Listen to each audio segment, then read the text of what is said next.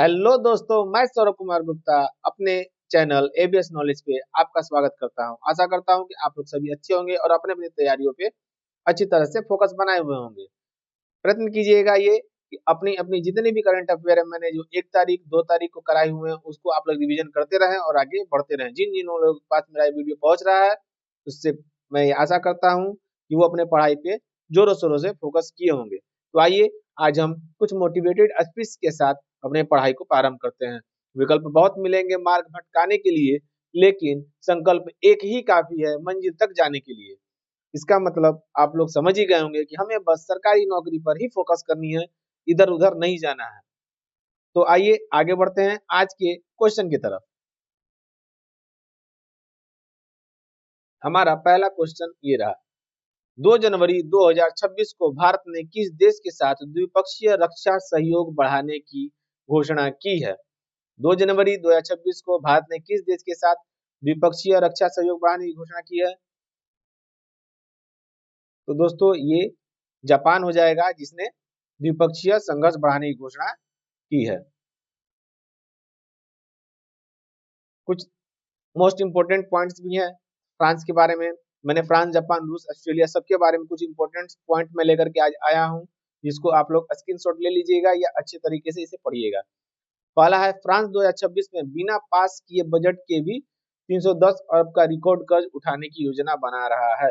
राष्ट्रपति मैक्रो ने अपने न्यू ईयर भाषण दिया जिसमें 2026 को एक्शन ईयर बताते हुए युवा सोशल मीडिया प्रतिबंध और अन्य रिफॉर्म्स पर जोर दिया है। मैक्रो ने घोषणा की है कि 2026 में 15 वर्ष से कम उम्र के बच्चों पर सोशल मीडिया का उपयोग प्रतिबंधित किया जाएगा। ये क्वेश्चन बन सकता है कि किस देश ने 15 वर्ष से कम उम्र के बच्चों पर सोशल मीडिया का उपयोग प्रतिबंधित किया है। ये क्वेश्चन आएगा आपके एग्जाम में, तो डायरेक्ट आंसर कीजिएगा फ्रांस।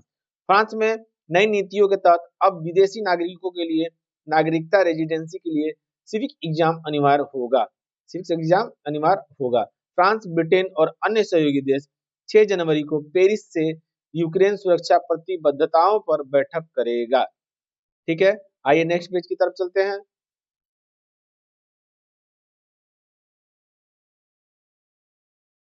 जापान के बारे में दोस्तों कुछ फैक्ट यहाँ पे लिखे हुए हैं। भारत और जापान ने विशेष रणनीतिक एवं वैश्विक साझेदारी को और मजबूत करने पर सहमति जताई है। यानी कि भारत और जापान ने अपनी रणनीतिक और वैश्विक साझेदारी पर मजबूत करने के लिए सहमति जता दी है। जापान ने भारत के बुलेट ट्रेन जो Mumbai Ahmedabad high speed rail है जो प्रोजेक्ट को वित्तीय व तकनीकी सहयोग दिया है। बुलेट ट्रेन भारत में भी देखिए बुलेट ट्रेन बनने जा रहा है जिसमें जापान ने है, जापान में तो बुलेट ट्रेन चलता ही है, जापान ने सहयोग दिया हुआ है। भारत और जापान के बीच 2+2 रक्षा मंत्री स्तरीय वार्ता आयोजित की जाएगी। 2+2 रक्षा मंत्री वार्ता के बारे में हम लोग जरूर आगे पढ़ेंगे क्योंकि इसके बारे में बहुत कुछ कुछ पॉइंट्स ऐसे हैं जिसे आप देखते रहिएगा। खास करके जैसे कुछ युद्ध हो गए, वार्ताएं होगी, बैठकें होंगी, इसके बारे में आप अवश्य इसको थोड़ा डिटेल से पढ़िए क्योंकि उसके अंदर से भी क्वेश्चन बनते हैं। भारत जापान संयुक्त सैन्य अभ्यास धर्म गार्जियन आयोजित किया जाएगा। धर्म गार्जियन किसे किसके बीच हुआ है? तो भारत और जापान के बीच हुआ है। भारत, जापान, अमेरिका और ऑस्ट्रेलिया मिलकर क्वाड समूह के सदस्य हैं। क्वाड समूह के सदस्य कौन कौन से हैं? भारत, जापान, अमेरिका और Australia. Bharat, Japan, Australia, India, Japan, America, Australia. ईजा, इसे आप शॉर्टकट में ईजा याद कर सकते हैं। जापान अंतर्राष्ट्रीय सौर गठबंधन का समर्थन करने वाले प्रमुख देशों में शामिल हुआ है। भारत और जापान ने ग्रीन एनर्जी व क्लीन टेक्नोलॉजी में सहयोग बढ़ाया है। जापान भारत में सेमीकंडक्टर और इलेक्ट्रॉनिक्स मैन्युफैक्चरिंग में निवेश बढ़ा रहा है। भारत जापान के बीच डिजिटल और एआई सहयोग पर समझौते हुए हैं। आज के दौर में एआई मोस्ट इंपोर्टेंट चीज हो गई है। आने वाले समय में लोगों का कुछ नहीं रहेगा लेकिन एआई का पुश बहुत ज्यादा रहेगा। एआई बहुत इंपोर्टेंट आने वाले में हो जाएगा। आगे बढ़ते हैं। जापान अमेरिका के साथ सुरक्षा संधि को और मजबूत कर रहा है। जापान ने दक्षिण कोरिया के साथ राजनयिक संबंध सुधारने की दिशा में भी पहल जारी की है। दक्षिण कोरिया के साथ जापान की जो भी स्थिति सही नहीं है। जापान ने एशियन देशों के साथ आर्थिक और समुद्री सहयोग भी बढ़ाया है। जापान और ऑस्ट्रेलिया के बीच रक्षा सहयोग समझौता प्रभावी हुए हैं। जापान ने अफ्रीकी देश के लिए Tokyo international conference on African development सम्मेलन आयोजित किया है। इसको ध्यान रखिएगा, Tokyo international conference in African development सम्मेलन जापान ने अफ्रीकी देश के लिए ये जो है आयोजित किया है। जापान ने यूक्रेन को मानवीय व आर्थिक सहायता भी प्रदान की है। जापान G7 देशों के साथ मिलकर वैश्विक आर्थिक स्थिरता पर क्या कर रहा है, काम कर रहा है। जापान ने चीन के साथ पूर्व चीन सागर मुद्दे पर कूटनीतिक वार्ता भी की है। जापान ने संयुक्त राष्ट्र शांति अभियानों में सक्रिय भागीदारी निभाई है। आगे बढ़ते हैं नेक्स्ट क्वेश्चन, नेक्स्ट रूस की तरफ। मैंने चारों पॉइंट में से जो चारों ऑप्शन है, रूस, जापान, फ्रांस, उन सभी के जो भी इस समय के मोस्ट इम्पोर्टेंट करंट अफेयर है, मैंने उन सभी को उठाया हुआ है। तो आप इस चीज को ध्यान से देखते रहिएगा। भारत और रूस के बीच वार्षिक शिखर सम्मेलन के माध्यम से रणनीतिक साझेदारी को मजबूत किया गया है। भारत और रूस के बीच विशेष एवं विशेषाधिकार प्राप्त रणनीतिक साझेदारी जारी है। रूस ने भारत को S-400 Triumph air defence system की आपूर्ति जारी रखी। मोस्ट इंपोर्टेंट है भाइयों, देख लीजिएगा इस चीज को। भारत और रूस के बीच रक्षा सहयोग आयोग की बैठक आयोजित हुई है। भारत और रूस संयुक्त सैन्य अभ्यास इंद्र, एक पीछे संयुक्त अभ्यास था जर्मनी के साथ, जर्मनी के साथ, और एक रूस के साथ। देख लीजिए युद्ध अभ्यास, ध्यान में रखिएगा इस चीज को। मैं एक युद्ध अभ्यास पे ही एक टोटल वीडियो बना दूंगा, जिससे आप लोग के लिए आसानी हो जाएगी।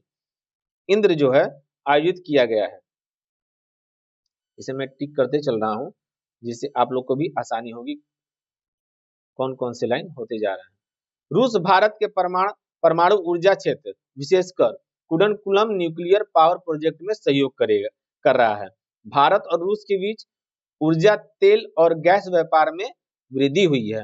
रूस भारत के कच्चे तेल का प्रमुख आपूर्तिकर्ता बन गया है। रूस जो है भारत का कच्चे तेल का प्रमुख आपूर्तिकर्ता बना रहा। भारत रूस ने रुपया रूबल व्यापार व्यवस्था को बढ़ावा देने पर सहमति जताई है। भारत और रूस ने फॉर ईस्ट क्षेत्र में निवेश सहयोग बढ़ाया है। नेक्स्ट पेज की तरफ चलते हैं हम लोग। रूस और चीन के बीच रणनीतिक साझेदारी और ऊर्जा सहयोग मजबूत हुआ है। इस समय रूस और चीन के बीच जब से यूक्रेन का युद्ध हुआ है, तो रूस चीन के बीच भी कुछ अनबने हुई थी, जो अब थोड़ा सही हुआ है। रूस ने चीन के साथ संयुक्त सैन्य अभ्यास आयोजित किए। रूस यूक्रेन संघर्ष के चलते रूस पर पश्चिमी देशों के प्रतिबंध जारी रहे। पश्चिमी प्रदेश में जो भी प्रतिबंध रूस यूक्रेन के युद्ध में लगा हुआ है, देखिए एक छोटा सा देश यूक्रेन रूस से भी लड़ चुका है, लड़ रहा है अभी तक। जो यूक्रेन के जो वहाँ के कर्ता धर्ता है, उनको एक जेलेंस्की हैं, उनको माना जाता था कि वो एक जैसे हम लोग के साइड में ये कपिल शर्मा वैसे ही थे, एक मनोरंजनकारी थे, लेकिन आज की डेट में वो वहाँ के राष्ट्रपति हैं। और देखिए कि उन्होंने क्या कमाल किया हुआ है कि रूस से भी उन्होंने लड़ाई की हुई है और अभी तक चल रहा है। रूस ने ईरान के साथ रक्षा व ऊर्जा सहयोग बढ़ाया। रूस ब्रिक्स और SCO में सक्रिय भूमिका भी निभा रहा है। ये आगे आप लोग इस चीज को देख सकते हैं। और हम लोग बढ़ते हैं नेक्स्ट क्वेश्चन के तरफ। ये ऑस्ट्रेलिया के खिलाफ है। भारत और ऑस्ट्रेलिया क्वाड के सदस्य हैं। भारत क्वाड देश के सदस्य भारत, ऑस्ट्रेलिया, अमेरिका, जापान, ये पहले भी मैंने पढ़ा है, इसको आप देख लीजिएगा एक बार। दोनों देशों के बीच, भारत और ऑस्ट्रेलिया के बीच 2+2 विदेशी व रक्षा मंत्री स्तरीय वार्ता आयोजित हुई है। भारत ऑस्ट्रेलिया संयुक्त सैन्य अभ्यास एसी इंडेक्स आयोजित किया गया। भारत ऑस्ट्रेलिया के बीच शिक्षा, स्किल और छात्र आदान प्रदान बढ़ा है। तो ये मोस्ट इंपोर्टेंट पॉइंट्स हैं, जिसे आप देख लीजिएगा और इसको नोट आउट भी कर लीजिएगा। चलिए आगे बढ़ते हैं हम लोग। ये विदेशों से संबंधित ऑस्ट्रेलिया और विदेश में जितने भी करंट अफेयर है उसे समझ। जैसे ऑस्ट्रेलिया अमेरिका और ब्रिटेन के साथ 21 सुरक्षा समझौता का हिस्सा है। ऑस्ट्रेलिया ने अमेरिका के साथ रक्षा और तकनीकी सहयोग भी बढ़ाया है। ऑस्ट्रेलिया ने G20 मंच पर वैश्विक आर्थिक स्थिरता का समर्थन भी किया है। ऑस्ट्रेलिया ने यूक्रेन को मानवीय सहायता भी प्रदान की है।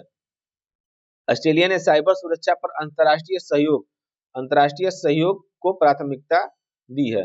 ऑस्ट्रेलिया संयुक्त राष्ट्र संघ शांति अभियानों में सक्रिय भागीदारी निभाता है।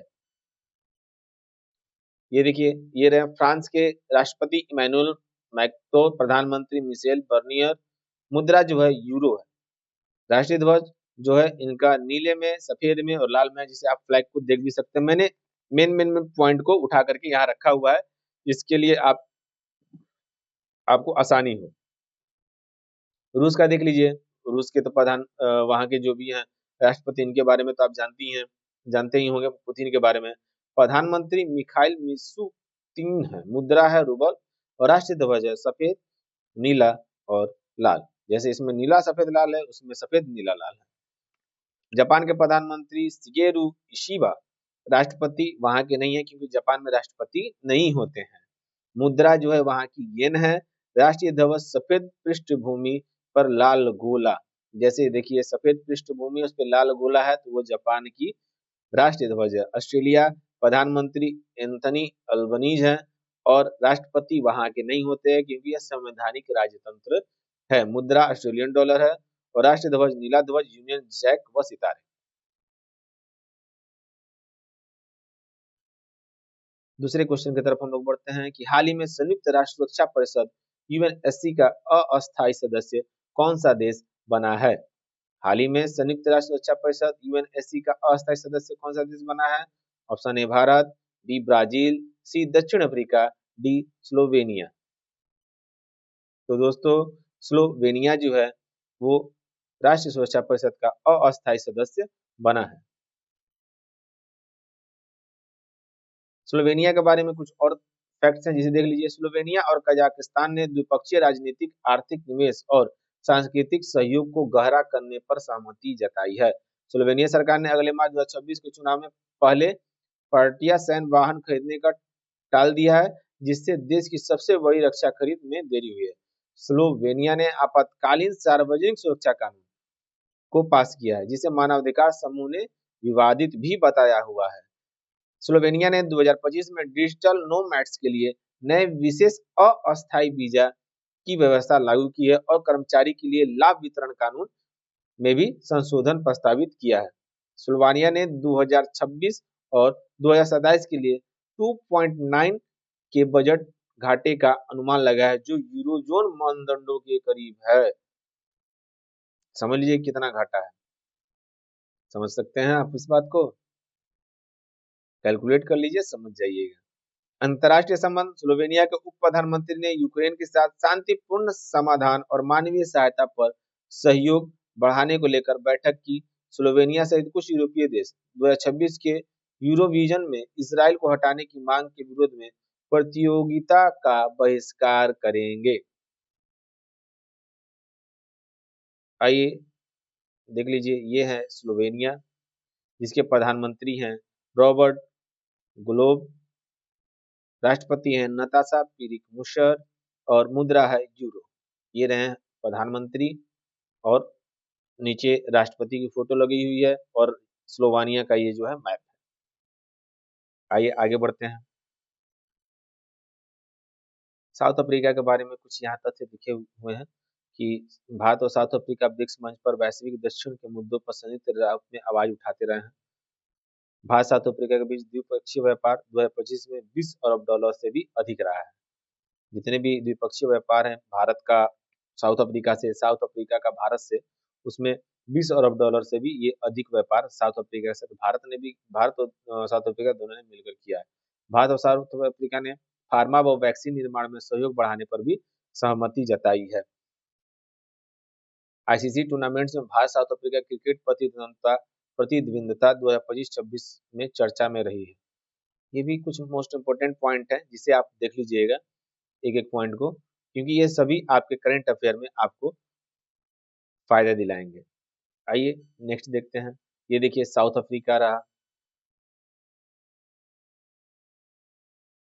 कुछ जैसे मैंने बताया था कि मैं कुछ वीडियो डालूंगा युद्ध अभ्यास के लिए, तो मैंने जितने भी साउथ अफ्रीका से रिलेटेड युद्ध अभ्यास है उस उसके बारे में मैंने कुछ यहाँ पॉइंट डाले हुए हैं, जिसे आप देख सकते हैं। जैसे एक्सरसाइज मोसी, साउथ अफ्रीका रूस और चीन के साथ संयुक्त नौसैनिक युद्ध अभ्यास है। इसे बहुत ही इंपॉर्टेंट माना जाता है जो ये युद्ध अभ्यास है साउथ अफ्रीका रूस और चीन के बीच। Exercise blue crane South Africa और जर्मनी के बीच होता है। साउथ अफ्रीका और अमेरिका के बीच एक्सरसाइज फ्रेड अकॉर्ड होता है। साउथ अफ्रीका और ब्राजील के बीच एक्सरसाइज ऑक्साइड होता है। भारत ब्राजील साउथ अफ्रीका का त्रिदेशीय नौसैनिक अभ्यास दिवस मार्क एक्सरसाइज है जो ये देख लीजिए। जैसे एक देखिए exercise good hope south Africa और जर्मनी के बीच नौसैनिक अभ्यास है। जब अभ्यास होता है तो थल अभ्यास जल अभ्यास वायु अभ्यास तीनों को आप लोग देख लिया कीजिए क्योंकि उसमें लिखा भी होता है कि थल अभ्यास है कि जल अभ्यास। जल अभ्यास है कौन सा है नौसेना का अभ्यास है कि वायु सेना का अभ्यास है कि थल सेना का अभ्यास है। तो इस को आप ध्यान से देखते रहिएगा। आइए नेक्स्ट क्वेश्चन की तरफ चलते हैं कि आरबीआई ने 2 जनवरी 2026 को यूपीआई से जुड़ी कौन सी नई सुविधा शुरू की है। आरबीआई ने 2 जनवरी 2026 को यूपीआई से जुड़ी यूपीआई ऑटो पे अब ऑटो पे की भी सुविधा शुरू की है। इसरो ने किस तकनीक का सफल परीक्षण किया है। इसरो ने रीयूजेबल लॉन्च व्हीकल यानी कि आरएलवी का सफल निरीक्षण किया है। आरएलवी है क्या? आरएलवी है क्या? यहाँ देखिए आरएलवी क्या है। यह एक ऐसा रॉकेट है आरएलवी जो अंतरिक्ष में जाकर वापस लौट कर आता है और फिर से इसका उपयोग किया जाता है जबकि पारंपरिक रॉकेट के हिस्से फेंक दिए जाते हैं। यानी कि जब रॉकेट ऊपर जा रहा है ऊपर से भी नीचे आ रहा है तो आरएलवी वो चीज है जिसका हम दोबारा भी प्रयोग कर सकते हैं। लेकिन जितने भी रॉकेट्स के पार्ट है जो भी और आते होंगे उसके साथ जो भी पार्ट्स आते होंगे उसका प्रयोग हम नहीं कर सकते हैं। उद्देश्य देखिए कि अंतरिक्ष मिशन की लागत को काफी कम करता है क्योंकि आपको हर बार नया रॉकेट नहीं बनाना पड़ता है। संरचना इसका डिजाइन विमान जैसा था जिसमें पंख और नियंत्रण सतह जैसे एलिवॉन होती हैं ताकि यह हाइपरसोनिक उड़ान मतलब बहुत तेजी से गति से उड़ना और स्वचालित लैंडिंग भी कर सके यानी कि बहुत तेजी से उड़ भी सके और अच्छे से लैंड भी कर सके। ISRO RLV TD technology demonstrator पर काम कर रहा है। पुष्पक नामक का यान भी इसी दिशा में महत्वपूर्ण कदम है। पुष्पक नामक का यान जिसे भविष्य के 2 चरणियों से कक्षा 2 स्टेज टू ऑर्बिट जो है वाहन का पहला चरण बनाया जाएगा। नेक्स्ट क्वेश्चन संयुक्त राष्ट्र ने 2026 को किस वर्ष के रूप में घोषित किया है। तो संयुक्त राष्ट्र ने डिजिटल वर्ष महिला सशक्तिकरण वर्ष ग्लोबल ग्रीन रिकवरी ईयर या स्वास्थ्य सुरक्षा वर्ष के रूप में तीनों में से चारों में option C is the right answer कि ग्लोबल ग्रीन रिकवरी ईयर के रूप में संयुक्त राष्ट्र 2026 को संयुक्त राष्ट्र ने 2026 को घोषित किया है। अंतर्राष्ट्रीय चारागाह और चारावाह वर्ष यह अस्थायी पर्यावरण आर्थिक विकास और आजीविका के लिए स्वस्थ चारागाह भूमि और चरवाहों की भूमिका को बढ़ावा देने के लिए है। संयुक्त राष्ट्र ने भी इसको कहा हुआ है। महिला किसान का अंतर्राष्ट्रीय वर्ष भी बोला हुआ है। 2026 के लिए यूएन बजट संयुक्त राष्ट्र महासभा ने 2026 के लिए $3.5 बिलियन के लिए नियमित बजट को भी मंजूरी दी है जिसमें शांति सुरक्षा सतत विकास और मानवाधिकार पर भी ध्यान दिया गया है यानी कि $3.45 बिलियन। आइए आगे देखते हैं अंतर्राष्ट्रीय आर्टिफिशियल इंटेलिजेंस समिट 2026 कहाँ आयोजित हुई। तो ये दोस्तों बेंगलोर में आयोजित हुई है जिसके मुख्यमंत्री हैं सिद्धारमैया जी जिनका फोटो लगा हुआ है आप देख सकते हैं। ये रहा बेंगलोर का मैप। उप मुख्यमंत्री हैं डीके शिव कुमार और इन्होंने पद ग्रहण जो मुख्यमंत्री जी हैं सिद्धारमैया जी इन्होंने पद ग्रहण किया 20 मई 2023 को इन्होंने शपथ ली है। आगे बढ़ते हैं नेक्स्ट क्वेश्चन की तरफ। हाल ही में भारतीय वायुसेना के vice chief of air staff का पद किसने संभाला है। भारतीय वायुसेना के vice chief of air staff का पद किसने संभाला है। तो नागेश कपूर ने। नागेश कपूर जी ने दोस्तों भारतीय वायुसेना के vice chief of air staff का पद संभाला है। हाल ही में देश की पहली वंदे भारत स्लीपर ट्रेन किस शहर के बीच चलेगी। आप ट्रेन देख सकते हैं कितनी खूबसूरत ट्रेन है। हाल ही में हाल ही में देश की पहली वंदे भारत स्लीपर ट्रेन किस शहर के बीच चलेगी? दोस्तों, ये है गुवाहाटी से कोलकाता। गुवाहाटी से कोलकाता तक ये ट्रेन जो है चलेगी। Option number C. हाल ही में 1 जनवरी 2026 को डीआरडीओ का कौन सा स्थापना दिवस मनाया गया है? 1 जनवरी 2026 को डीआरडीओ का स्थापना दिवस मनाया गया। ये है 68वां स्थापना दिवस जो है डीआरडीओ के द्वारा अपना मनाया गया है। हाल ही में न्यूयॉर्क शहर के मेयर के रूप में शपथ ग्रहण किसने किया है? मेयर के रूप में शपथ ग्रहण किसने किया है? ऑप्शन ए है ब्रेडन नेल्सन, बी है हेमडिक, सी है जोहरान ममदनी और डी है साइमा किल्टन। तो ऑप्शन सी जोहारन ममदनी ने शपथ ग्रहण किया है न्यूयॉर्क के मेयर के रूप में। हाल ही में जर्मनी ने आधिकारिक तौर पर वर्ष 2026 के लिए G7 की अध्यक्षता किसे सौंपी है? जर्मनी ने आधिकारिक तौर पर वर्ष 2026 के लिए G7 की अध्यक्षता किसे सौंपी है? ये दोस्तों इटली को जर्मनी ने G7 की अध्यक्षता 2026 के लिए सौंपी है। आइए नेक्स्ट क्वेश्चन की तरफ आगे बढ़ते हैं।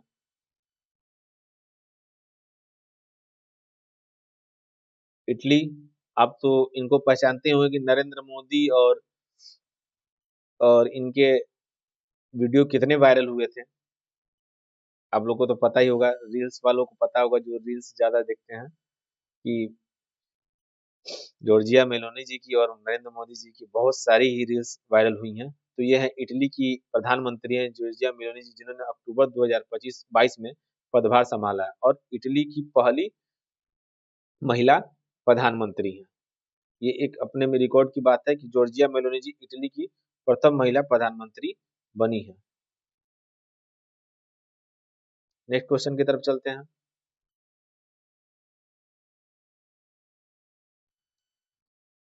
आप यहाँ देख सकते हैं कि रूस के बारे में मैंने कुछ फैक्ट डाले हुए हैं। जापान और इटली, इन तीनों देशों के बारे में कुछ जो भी करंट अफेयर से रिलेटेड चीजें हैं, मैंने उस चीजों को डाला हुआ है। इसे आप इग्नोर मत कीजिएगा, आप इसको देखते रहिएगा। आगे चलते हैं। हाल ही में कहाँ लुप्त पक्षी प्रजाति के संरक्षण के लिए एक नई परियोजना को मंजूरी दी गई है? यानी कि किस राज्य में एक परियोजना बनी हुई है जिसमें लुप्त पक्षी प्रजातियों का संरक्षण किया जाएगा? तो नई दिल्ली में दोस्तों, नई दिल्ली में इस परियोजना को क्या की गई है? नई दिल्ली में इस परियोजना को मंजूरी दी गई है। नई दिल्ली की नई नई सीएम बनी हुई है रेखा गुप्ता जी, और वहां के उपराज्यपाल हैं श्री विनय कुमार सक्सेना। आइए चलते हैं। हाल ही में डीआरडीओ ने प्रलय मिसाइल का सफल परीक्षण कहाँ किया है? प्रलय मिसाइल दोस्तों, प्रलय मिसाइल का परीक्षण कहाँ किया गया है? तो प्रलय मिसाइल का परीक्षण ओडिशा में। कहाँ किया गया दोस्तों? ओडिशा में प्रलय मिसाइल का परीक्षण किया गया है। अब वहां के कैपिटल भुवनेश्वर है, चीफ मिनिस्टर वहां के हैं मोहन चरण मांझी, और गवर्नर है हरि बाबू जी। आप वहां का जो भी मैप है उसको देख सकते हैं। आइए हम लोग नेक्स्ट क्वेश्चन की तरफ आगे बढ़ते हैं।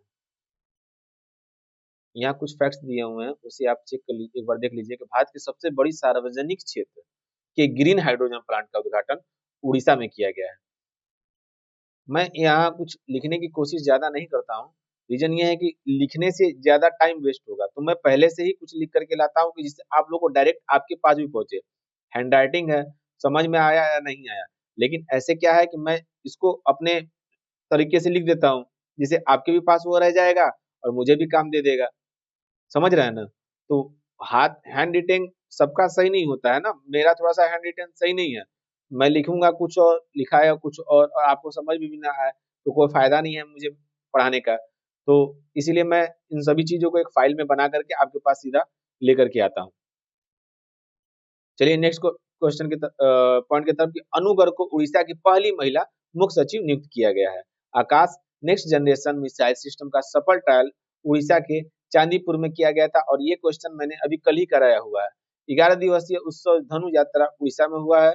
उड़ीसा क्षेत्रीय एआई इम्पैक्ट कॉन्फ्रेंस की मेजबानी भी करेगा। उड़ीसा के दो समुद्री तटों सोनापुर बीच और गोल्डन बीच को अंतर्राष्ट्रीय ब्लू फ्लैग प्रमाणन किया गया है। उड़ीसा सरकार ने कृषि उपकरणों को महिलाओं ने अनुकूल बनाने के लिए एसओपी जिसे मानक संचालन प्रक्रिया जारी की है। हाल ही में YJ-20 नामक हाइपरसोनिक एंटी शिप मिसाइल को किस देश ने विकसित किया है? तो ऑप्शन से तो आप समझ ही सकते हैं और फ्लैग से आप फ्लैग भी देख लीजिए, समझ सकते हैं।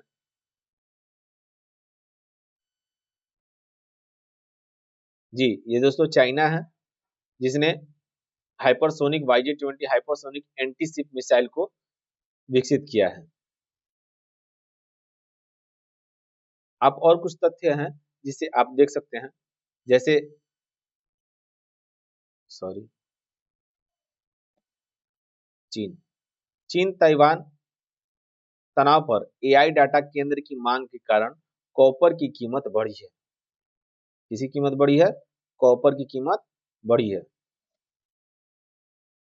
आयरलैंड के प्रधानमंत्री मिकेल मार्टिन चीन का दौरा करेंगे जिससे यू ईयू चीन रिश्तों की मजबूती मिलेगी। ईयू का तो मुझे नहीं लगता है कि आपको फुल फॉर्म बताना होगा, आप लोग इतने भी जैसे जो मेरी उम्र के होंगे आप ही होंगे, आप भी होंगे, तो ईयू का मतलब तो मुझे नहीं बताना। जन्म दर बढ़ने की दिशा में कदम लेते हुए चीन ने 1 जनवरी 2026 से कॉन्डोम व गर्भ निरोधक दवाइयों पे 13% वैट लगाया हुआ है। चीन ने ताइवान को लेकर अपनी वन चाइना पॉलिसी दोहराई है। चेन्नई चीन ताइवान के आसपास जस्टिस मिशन 2025 अभ्यास शुरू किया। चलिए नेक्स्ट क्वेश्चन के आगे बढ़ते हैं। हाल ही में किस राज्य में गान नगाई नगाई त्योहार मनाया गया? ऑप्शन ए है त्रिपुरा, बी है मिजोरम, सी है मणिपुर, डी है त्रिपुरा।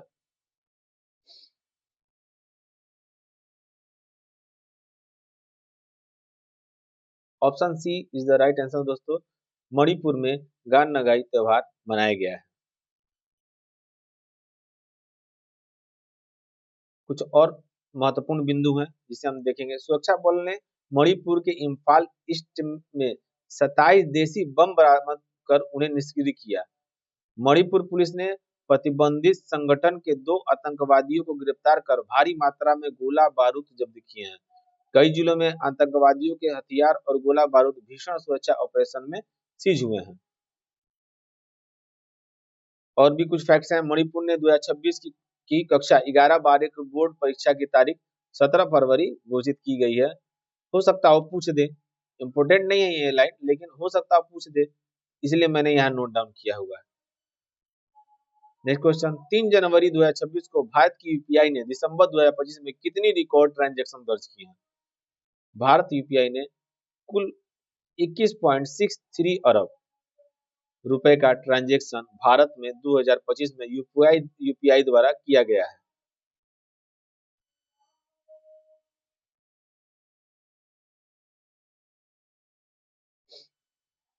भारत में ब्रॉडबैंड सब्सक्राइबर बेस ने किस सीमा को पार किया? ब्रॉडबैंड बेस सब्सक्राइबर ने 100 करोड़ सीमा को पार कर लिया है।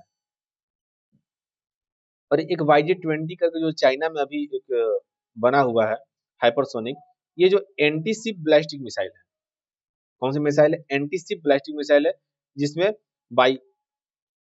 बाइकोनिक एरोडायनेमिक कॉन्फ़िगरेशन है, जिसमें इस मिसाइल को पहली बार अगस्त 2025 चीन दिवस परेड की तैयारी के दौरान देखा गया था। ये जो 2025 में चीन में जो परेड होते हैं, जैसे हम लोग 15 अगस्त 26 जनवरी परेड होते हैं, उस समय इसको देखा गया था विजय दिवस की परेड में। आइए नेक्स्ट क्वेश्चन की तरफ आगे बढ़ते हैं कि 2025 में भारत में कितने टाइगर मौत दर्ज की गई है? टाइगरों की मौत दर्ज की गई तो 166 टाइगर 2025 में 166 टाइगरों की मौत हुई है।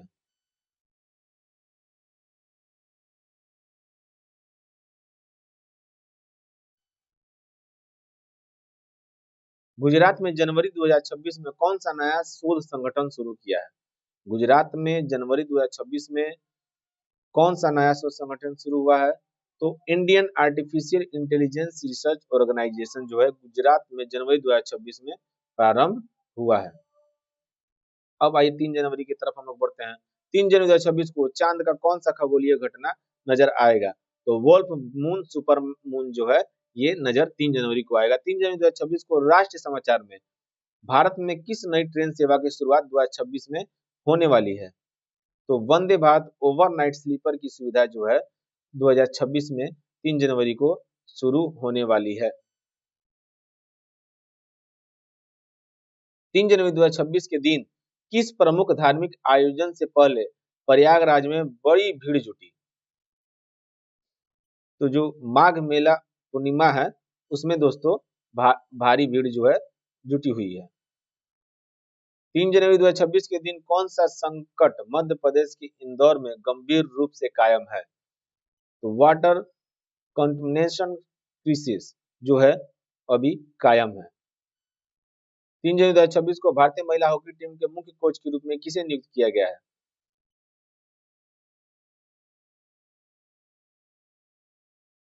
ऑप्शन नंबर बी दोस्तों यहाँ पे सही है, सजोर्द को।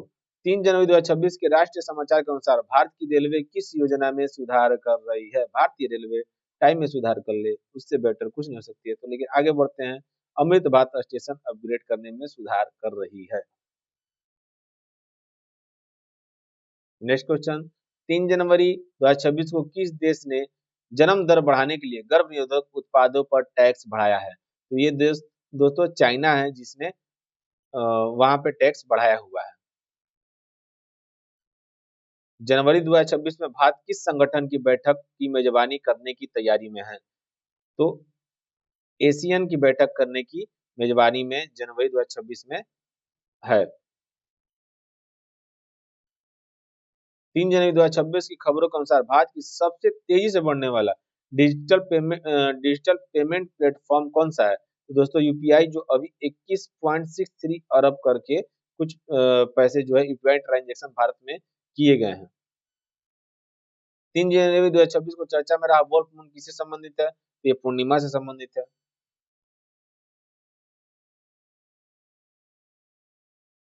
जनवरी 2026 में भारत ने किस क्षेत्र में आत्मनिर्भरता पर विशेष जोर दिया है? आत्मनिर्भरता पर यानी कि रक्षा उत्पादन में जनवरी 2026 में ज्यादा जोर रक्षा उत्पादन में दिया गया है। 3 जनवरी 2026 को किस राज्य में सुरक्षा व्यवस्था को लेकर विशेष समीक्षा बैठक हुई? विशेष समीक्षा बैठक ये दोस्तों मणिपुर के लिए की गई विशेष समीक्षा बैठक। जनवरी 2026 में भारत को की किस परियोजना को रेलवे आधुनिकीकरण से जोड़ा गया है? तो अमृत भारत स्टेशन परियोजना को रेलवे आधुनिकीकरण से जोड़ा गया है। मैं इसे रैपिड रिवीजन की तरह आप सभी को करा रहा हूं क्योंकि एक रैपिड रिवीजन वीडियो जो एक ऐसा वीडियो है कि अगर आप सुबह से शाम तक पढ़ चुके हैं तो एक आपका अगर रिवीजन हो गया ना अच्छी तरीके से तो वो आपके माइंड में क्लिक कर जाएगा, वो बैठ जाएगा अच्छी तरह से। तो मैं ये वीडियो हमेशा आपके लिए डालता रहूंगा और डालूंगा भी, बस सपोर्ट करते रहिएगा। आइए नेक्स्ट क्वेश्चन की तरफ हम लोग आगे बढ़ते हैं कि 3 जनवरी 2026 को इंदौर किस समस्या के कारण चर्चा में रहा है? तो 3 जनवरी 2026 को इंदौर जो है पानी की समस्या यानी जल संकट की समस्या के कारण चर्चे में बना हुआ है। दिसंबर 2025 में भारत की डिजिटल अर्थव्यवस्था का मुख्य आधार क्या रहा है? फिर से वही दोस्तों यूपीआई। अभी 2 बार ये क्वेश्चन हुआ है लेकिन दोनों अलग अलग टाइप के क्वेश्चन हुए हैं, तो इस बात का आप ध्यान रखिएगा। भारत ने एआई रिसर्च को बढ़ावा देने के लिए कौन सा कदम उठाया गया है? भारत में एआई रिसर्च को बढ़ावा देने के लिए एआई रिसर्च संगठन स्थापित करने को बढ़ावा दिया गया है। मणिपुर में हाल ही में किससे संबंधित ऑपरेशन तेज किए गए हैं? तो मणिपुर में आतंकवाद विरोध से संबंधित जो भी हैं ऑपरेशन तेज किए गए हैं। तो दोस्तों आशा करते हैं कि आप लोग को ये अच्छा लगा होगा और ऐसे इसी तरह अपनी तैयारी करते रहिए और आगे बढ़ते रहिए और जल्द से जल्द 2026 आप लोगों के लिए शुभ हो और आप लोग कहीं ना कहीं ज्वाइन कर लें। तब तक के लिए जय हिंद, जय भारत।